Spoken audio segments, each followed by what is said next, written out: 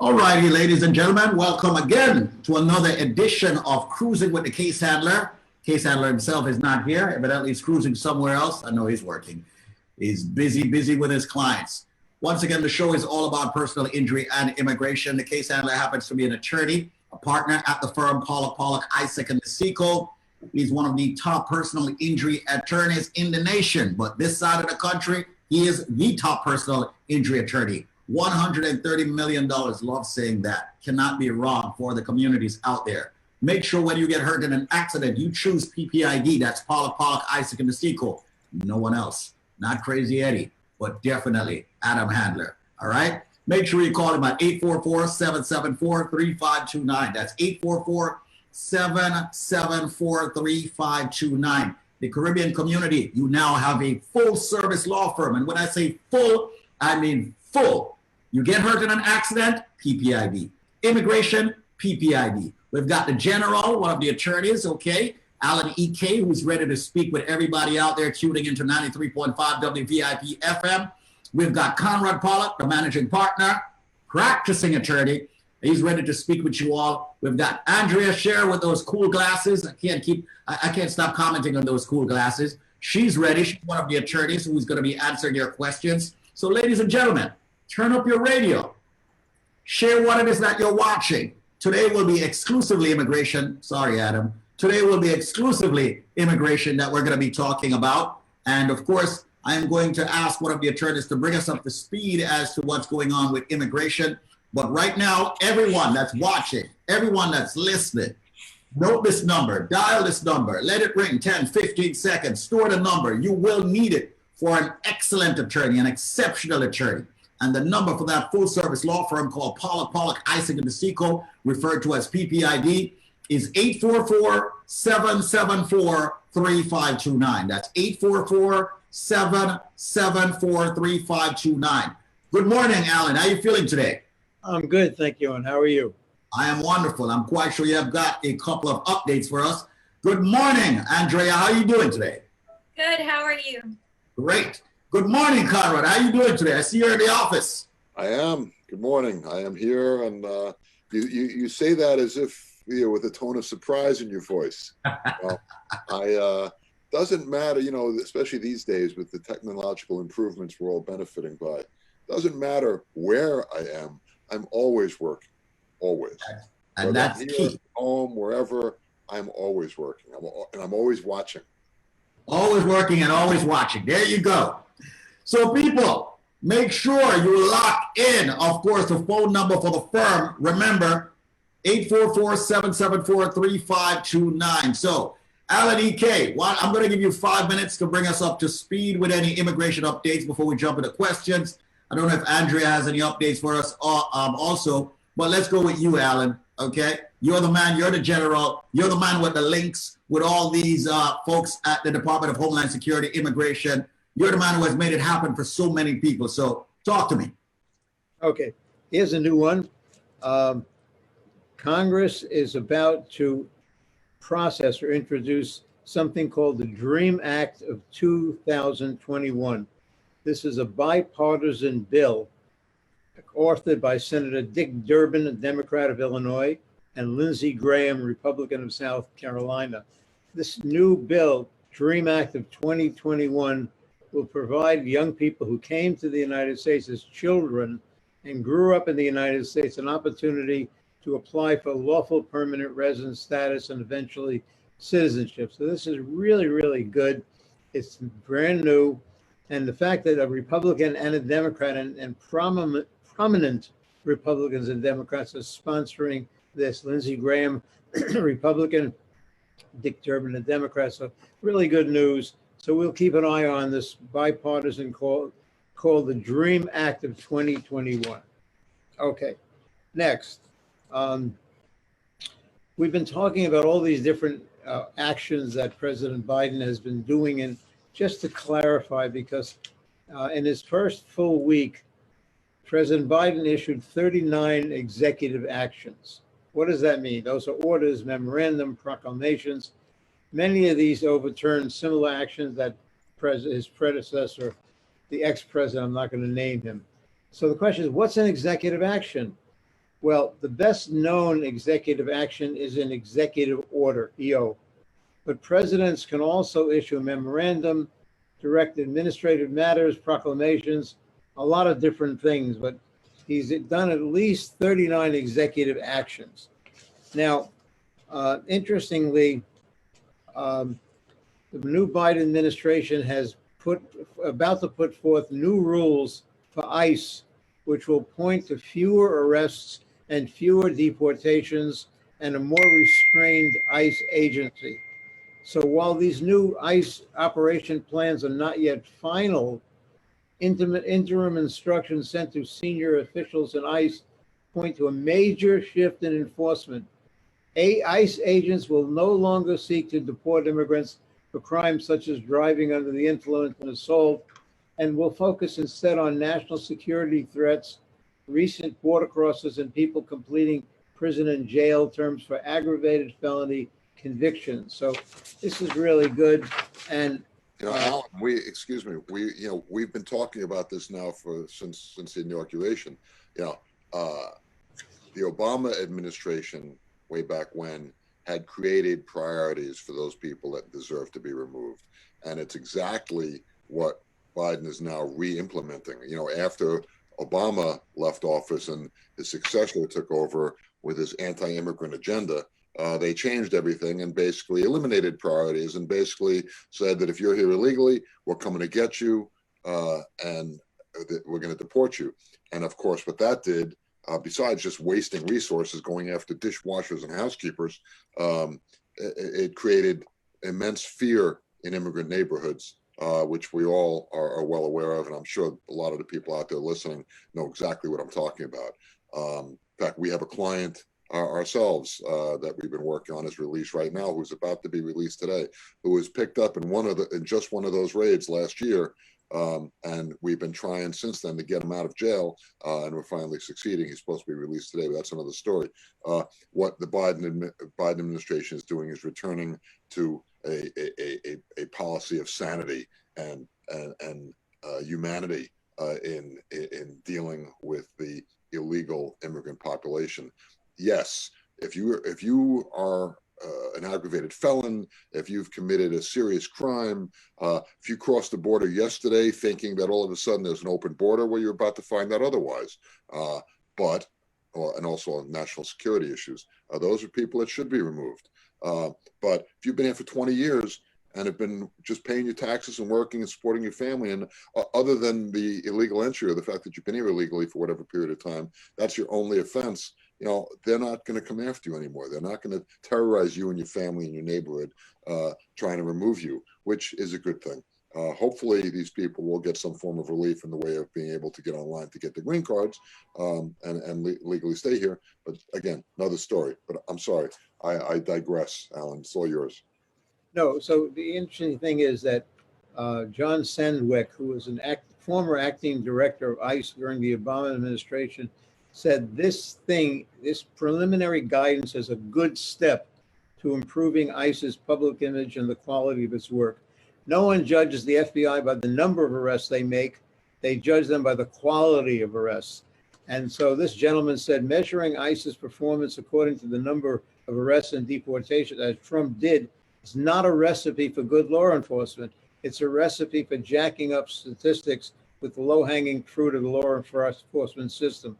So these narrower priorities will focus agents on getting dangerous people off the streets. So this is really a good thing, these new ICE rules. One quote that I heard, just to take the other side of the spectrum, an ICE official was quoted as saying, they've abolished ICE without abolishing ICE. Because now these gung-ho ICE agents can't be, knocking on people's doors at 3 o'clock in the morning, and saying, surprise, surprise, we have a gift for you. And they open the door, and the guy ends up being let out in handcuffs because he's been illegally in the United States for the last 30 years. Those days are over, So a lot of these ICE agents are, I guess, a little upset and distressed at the fact that they can't just go and upend people's lives anymore. It's unfortunate for them, huh? But now we're going to have fewer arrests and fewer deportations and a more restrained ICE. Now, in addition, we know that President Biden has put out an executive order which directs immediate review of the public charge rule and also to improve the naturalization process. So that's on the way also. They want to do what they can to take out the public charge rule. The only thing is that it's been hung up now in the courts, and most likely the Biden administration will try to settle the lawsuits that are keeping this public charge rule in the courts and walk it back. So I think in the end, public charge rule is going to be going out, and that'll be a good sign for everybody else. And remember about the travel alert, that if you're coming to the United States, you have to be tested no more than 3 days before your US bound flight and show a negative viral test result. So that's still in effect, and there may be even a little more coming in terms of quarantines. We've already talked about, one more interesting thing. We've been talking every week about when they're going to resume removal proceedings. And the last thing we knew, they were postponed till February 19th, 2021. And so a lawyer sent me an email basically saying, what's going on? Does it look like they're now going to start to move removal proceeding forward now on these non-detained cases, and they might start being heard February 22nd and onward? So those people who have had removal proceedings and haven't had a date yet, and they're non-detained, this gentleman who sent me an email basically says it looks like maybe they'll be moving forward on removal cases because there are a tremendous amount of removal cases pending because of the Trump ex-president's administration. So this is good news also. And so we may have some movement on that. We also talked about the new citizenship question and answer civics test, which we don't like. And we had spoken more about the citizenship stuff in our webinar last week, but we'll talk more about it because I think it's very important, especially the immigrant community who can actually, file for citizenship, do so immediately to participate. Anybody filing for naturalization after December 2, 2020 will be subject to this civics test, which is really designed by the previous administration to make it much harder for people to pass the civics test and to become U.S. citizens. So it's we're hoping that the Biden administration will reverse the course on this test and change it. And they've already said that they're going to be having a review of naturalization. They want it to go quicker and smoother. So in the meantime, if people are listening to the program, get in touch with us. We'll be happy to send you a copy of the old citizenship test and the new citizenship test. The new one has more questions and more complicated questions, but we're hoping that President Biden will scrap that and go back to the old citizenship test. So that's one of my favorite topics to talk about, the citizenship test that the ex-administration put in to try to discourage people from becoming citizens. And hopefully the Trump administration will go back to the old test. The new naturalization test, which was put in by the old administration, was designed to make it awkward and difficult to understand the test, and therefore people will have a harder time becoming citizens. So that's one of my favorite topics. We're going to watch this very closely, and we're hoping and expecting that the Biden administration will scrap the new civics test that put in by the ex-administration, go back to the old civics test, would make it easier for people to pass and become U.S. citizens. Beautiful. Alan E.K. giving us some information and some update right here on Cruising with a Case Handler. Once again, folks, the show is brought to you by PPID, Paula Pollack, Isaac and Nasico. If you have immigration questions right now, you can place them right there on Facebook. You can call 844-774-3529 to book your consultations and get your questions answered by a competent, proficient attorney. 844-PPID-LAW. Before we jump into any questions, Andrea, do you have anything to say on any of what it is that Alan E.K. said? Do you have any updates of your own or anything that you'd like to touch on? Yes. So also just letting people know to sign up for our newsletter. It's news@ppid.com. That's news@ppid.com. And we send weekly updates of everything that we talk about or all the new developments. So that's definitely helpful to keep up or to keep track. Regarding what Alan said, in terms of the public charge rule, yeah, we think it's going to be completely gone at some point, but as of right now, we still have to file Form I-944. We are filing more of a skeletal form instead of including as many documents as USCIS is asking for, because we've been hearing from other practitioners that they're not sending back the packets, so that's good. But we still have to do the form, we still have to fill out the 18 pages, so that's still in place for now. And what he said about the DREAM Act is great, because there's a lot of things that have been happening with DACA. We've been hearing so much about providing a path to citizenship. So it does help put pressure on that. So I feel like DACA will be one of the things that passes and that will eventually become, give people a pathway to citizenship. But as of right now, USCIS is accepting first-time requests for DACA, renewal requests, and advanced parole requests, so that when you have a DACA, even though it's just a work permit, you can apply for an advanced parole, travel outside the country, and come back with a legal entry. So that's very helpful. Andrea, what happened? Excuse me. What happened if you applied for DACA a couple of years ago and it got denied? So you need to reapply. USCIS is accepting those applications. Even if it was denied, they probably denied it based on the prior administration's changes. So you should reapply now. We have been successful in some of those cases. Yes. That were denied, then we refiled and they got approved. Yeah. For everyone out there that filed their DACA before, I think they actually need to give the firm a call to find out what their options are.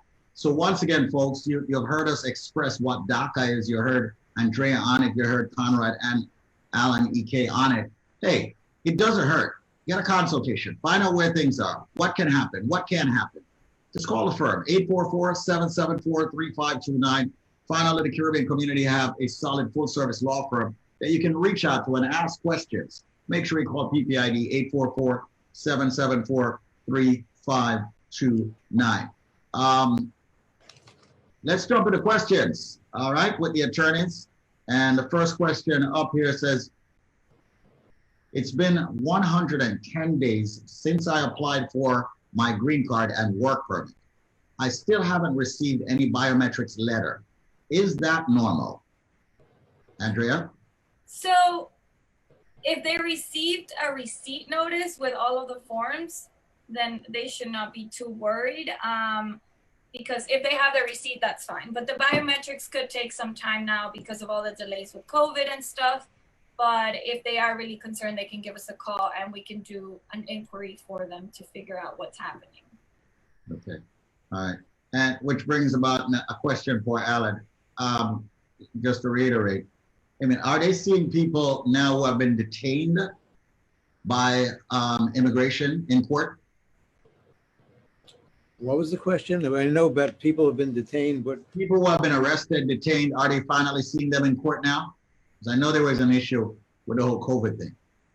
no, not yet. In other words, people who have been detained, those cases are probably going to start moving forward. And I gave you a date before. It was the non-detained cases, Right. waiting and waiting and waiting. People who are detained will probably get a much quicker hearing. They're not going to keep, it costs the government money to detain people. So those cases should start to move much faster. Got you. Just wanted to bring that up to date. All right. Once again, folks, you're in tune to Cruising with a Case Handler, a show brought to you by Paula Pollock, Isaac and Seco. That's PPID, the law firm, and we're speaking on immigration today. All right. Here's a question. My spouse's IR1 visa was approved last week. We've been married for 6 years, and we will relocate to the United States in the next few weeks. How exactly is she going to receive her green card? Is that automatic after she enters the U.S.? Do we need to file another form? Conrad, what's an IR1? And if you can answer that one. IR1 is a U.S. citizen applying for a spouse, and the application is being processed overseas or will be processed overseas through the U.S. consulate, wherever these people are residing. The approval of the I-130, that's a good step. That means the Immigration Service is satisfied as to the bona fides of the marriage. Next, the petition will be sent to the National Visa Center, NVC. NVC will then contact them. They have to pay some fees to the NVC. The NVC will process. That's when they need to submit proof of support that they're not going to become a public charge while they're here, and copies of the original documents, birth certificates, marriage certificates, all that kind of stuff. And eventually the National Visa Center will then send the application to whatever post, the U.S. consul post they're in what country they're in, and eventually they'll have an interview. At the interview, if the case is approved, the person will be granted an immigrant visa, and she then has 120 days to enter the United States, after which, when she arrives, or he arrives, the green card will mail to her. That's how it works. Now, at the airport, she won't get a green card. At the airport, they'll give you a stamp in the passport, which will be like a temporary green card, which you can use to travel until you get the green card in the mail. Exactly. That stamp allows her to travel, to work. It's a temporary green card, like Alan says. The green card then comes usually within a month or two after that. Okay. Speaking about stamps, I think one of you, either Alan or Andrea, mentioned something about stamp for people who are renewing their green cards. They don't have to. Yes. Yeah. What was that all about for people renewing So their? that's a new change, and it's supposed to take effect starting January 2021. Basically, when people file to renew their green cards, you have to usually go for an info pass at immigration and get a stamp on your passport that says that your green card, it's still valid, it's just pending renewal. Right. Now they're saying, but that's a problem because having to make an appointment to go to immigration is a lot of work sometimes. So what they're doing is that all the I-90s or renewals that you file now, you should be getting a letter on the mail in that green paper saying that that you have status still, or green card status, and that letter should come within 7 to 10 days. So you could use that letter to show that although your green card expired, you still hold valid status. Here's my question in reference to that. People who have had a run-in with the law, infractions with the law, is it wise for them to actually go and renew their green card without consulting an attorney and getting their dispositions checked? I mean, could they get put in removal proceedings when they go to renew their green card? If you had a problem with the law, before you renew your green card, you probably should come and see us and talk to us, because it may not be a good idea, or at least we want to give you some advice on whether it'll be dangerous or not. But I mean, if you have a criminal problem, you do want to renew your green card, but you need some advice on what to do and how to do it. Yeah. I thought so. And sometimes people think that because they have criminal problems, they can do a citizenship and they just need to keep renewing the green card, but that's not necessarily true. So definitely you should always have those dispositions checked by an attorney, because you could still be eligible for citizenship. So basically, anyone out there who have a green card and you ever had a run-ins with the law, you've been arrested or have infractions with the law, you should actually call the firm and speak with one of the attorneys here to find out how you could potentially go for your citizenship. And I say this because I know a lot of my people in the community, they refuse to go and file for their citizenship because when they were younger, they had run-ins with the law, okay? Whether it's shoplifting, jumping the turnstiles, driving under the influence, driving while intoxicated. Maybe you had something that's even bigger. You paid your debt to society. What can be done? Stop listening to your mom and your pops and listen to the attorneys, okay? Call up the attorneys and say, you know what? Let me just find out what can be done, if anything can be done. And also another thing, Andrea and Conrad and Alan, people tend to listen to the streets. No, don't file for your citizenship. They're gonna lie to you. They're gonna lock you up. They're gonna put you in removal proceedings. They're gonna do all of this. Ladies and gentlemen, that's the reason why we got a 60-year-old law firm here with such deep experience to advise you professionally. Call and find out. Because guess what? You have a green card, you have a criminal infraction. What if you get another one? Sometimes things just happen to, bad things happen to good people. You're in the wrong place at the wrong time or vice versa. call the firm, find out. I say go for your citizenship for multiple reasons. The number to call, once again, is 844-774-3529. That's 844-PPID-LAW. Call, get yourself a consultation, and find out about how you can go for your citizenship. Even if you have had an infraction, a run-in with the law, or been arrested. Make the call and find out. All right. In many cases, some of you are already a citizen. You don't even know. You can talk to the attorneys about that. I'm not the attorney. All right. Here's another question here. I am a freelance journalist with B1, B2 visa. I am interested in traveling to the United States to do travel blogs on various sites across the US. It may be on the form of video blogs at times, as such a photographer will accompany me. Can I travel on this category visa for this, or will I need to get another? Once again, before we get to the top of the hour, 844-PPID law is the number. Alan, you want to take that one? Yeah, if you're a journalist and you would more normally have a journalist visa, there's a visa called an I visa, but you may have a B1, B2. Basically, you want to bring proof when you come in of what you're coming to do, that you're not going to be getting paid from the United States, and show your journalist credentials from Jamaica, let's say, and what you're coming to do, because the first person you see when you get to the airport has a minute or two to talk to you. If they have any problem at all, they send you the secondary inspection. Those people at Customs and Border Protection have loads of time. So you want to be prepared before you come in to show what you're coming to do, and show your journalist credentials from back home, and show that you're not going to be getting paid from U.S. sources. So this would be a good, you should have a consultation with us before you come in. You know, typically to get an I visa, which is the visa that you want, the journalist visa is an I visa, you need some kind of company or agency behind you. You can't just say, you know, I woke up this morning, I decided to be a journalist, give me my I visa. You know, it doesn't work that way. You need to have some kind of organization behind you, that they're sending you here, or something along those lines. I don't know if that's your circumstance, but ideally to get an I visa, that's the way it works. And as Alan said, if you're coming on a tourist visa, B1 or B2, you can't be paid from the U.S. Yeah, you cannot be paid from a U.S. source. So probably the first thing they're going to ask you is how are you supporting yourself while you're here, because they're going to be thinking that you're coming here to work, and that's what you want to show them, that is not the case. Okay. All right. Once again, ladies and gentlemen, before we get to the top of the hour, I want to reiterate the phone number for the full service law firm, Pollock, Isaac, and Seco, PPID. The number, once again, is 844-774-3529. Call now, get those immigration consultations in. Ask your questions of an attorney. Don't go elsewhere and ask of other people, consultants and otherwise.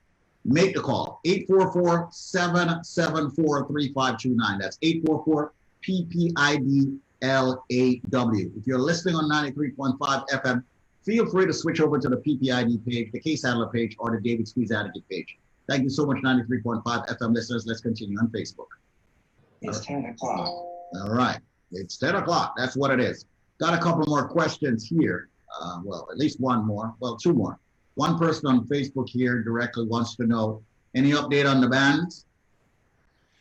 No Any update. Development on the bans, they said. No update at this point. Right now, they are due to expire on March 31st this year. And with the bans we're talking about, there is a ban in place since the Trump administration, since he put them in place last April and in June. There's a ban on people applying for green cards, most people applying for green cards. The only exceptions really are spouses of U.S. citizens and children under 21 of U.S. citizens. Everybody else is pretty much subject to the bans, with limited exceptions. And temporary workers as well, most non-immigrant visas, H-1B, H-2B, J-1s, L-1s, they're subject to a travel ban. You cannot get that type of visa and enter the United States until after March 31st of this year. Whether or not Biden is going to end those bans, we don't know. My guess is, personally, I don't think he's going to do it because there are just too many political ramifications of doing so. I think rather he's just going to wait the month and a half, and those bans will expire on their own. In order for them to be extended, the administration would have to take affirmative steps to extend them, as Trump did on December 31st. Biden's not going to do that, I don't think. Now, those bans mean that you're not going to get a visa. It doesn't mean you can't do all the paperwork and bring it up to the last step where you have to go into the consulate and get the visa. That has to be resolved. And the bans also only apply to people that are not in the United States with those visas. So if you're in the United States, everything we just said really doesn't apply to you. You can, assuming you can apply here in the U.S. Same thing. If you already have an H-1 visa, you can travel with that visa. Gotcha. All right, final question here, attorneys. My wife and I filed for our adopted daughter's I-130 last February 2020. They finally accepted the paperwork with the priority of April 2020. At first, the application was sent to the National Benefits Center and then to Texas Service Center. Texas Service Center is processing applications from July 2020, and ours is still not processed. We have not received any correspondence from USCIS other than it is still under process. We have raised 2 service requests since December 2020, but no response. Can someone tell us what might be happening? Is this delay all across the board or just for some? Is there anything else we can do? Here's a perfect example of people doing the case on their own that are stuck because of it. Number one, we would need to know who's applying. The person who's applying, the parent, is he a resident? Is he a citizen? Number one, because that's going to make a difference in terms of how long the case takes. They said the case has been accepted for processing. I'm assuming it hasn't been approved. The fact that they bounced it from the NBC to the Texas Service Center, that's what they do. And in terms of why it's taking as long as it is, I couldn't even begin to guess why that is. Did you meet all the requirements? Have you adopted the children before they turn 16? Have you demonstrated 2 years residence, 2 years legal custody? Look, you want to do this on your own? I wish you a lot of luck, because even for lawyers, it's not an easy process. A lot of questions, a lot of information. There's a lot of pitfalls in a case like that. So, I mean, that's really I always say, reach out to the attorneys. Immigration is truly a minefield. So people, reach out to the firm. All right. Once again, the number is 844 PPID law. And before I go, I need for you attorneys to answer this question. A lot of folks are sitting on the fence as to what's going on with the administration and the executive orders and what's going to change and the bans and what's not going to happen. For the people out there who may have options, is it wise for them to actually reach out to the firm and find out if they should get into the system and wait to see what happens? Or is it wise for them to just kick back, relax, and just wait for stuff to happen? I just need for you. Go ahead.